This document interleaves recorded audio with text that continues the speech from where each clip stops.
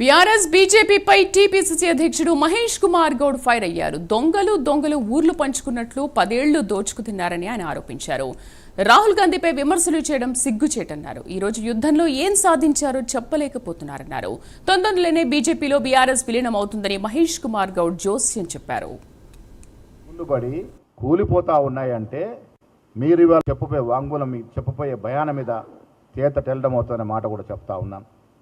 దొంగలు ఊర్లు పంచుకున్నట్టుగా 10 ఏళ్ళు దోశారు. పోచంపాడు ప్రాజెక్టు, నిజాం సాగర్ ప్రాజెక్టు, నాగన్ సౌండ్ ప్రాజెక్టు కట్టి 80 ఏళ్ళు అవుతా ఉంది. ఒక గీత కూడా పల్లె.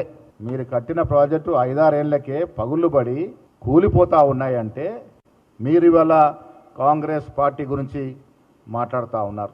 బీఆర్ఎస్ పార్టీ బీజేపీలో విలీనానికి ఎంతో దూరంలో లేదు. ఇలా కవిత గారి మాటలకి, కవిత గారు వేసే ప్రశ్నలకి ఇటు కేటీఆర్ కానీ కేసీఆర్ కానీ జవాబు చెప్పలేని పరిస్థితి.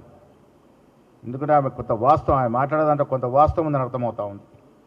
రాజా సింగ్ ఫస్ట్ ఆ మాటలకు మీ శాసనసభ్యుడు, మీ పార్టీలో 15-20 ఏళ్ళుగా ఉన్న శాసనసభ్యుడు మీ మీద ప్రశ్నలు వేస్తూ ఉన్నాడు. జవాబులు చెప్పండి. మొదలుగా రాహుల్ గాంధీ విమర్శించే ముందు వారి మాటలకు జవాబు చెప్పండి. చెప్పబోయే వాంగ్మూలం చెప్పబోయే భయాన మీద చేత తెల్లడం అవుతుందనే మాట కూడా చెప్తా ఉన్నాను. దొంగలు ఊర్లు పంచుకున్నట్టుగా 10 ఏళ్ళు దోశారు. పోచంపాడు ప్రాజెక్టు, నిజాం సాగర్ ప్రాజెక్టు, నాగన్ సౌండ్ ప్రాజెక్టు కట్టి 80 ఏళ్ళు అవుతా ఉంది. ఒక గీత కూడా పల్లె. మీరు కట్టిన ప్రాజెక్టు 5-6 ఏళ్లకే పగుళ్ళు పడి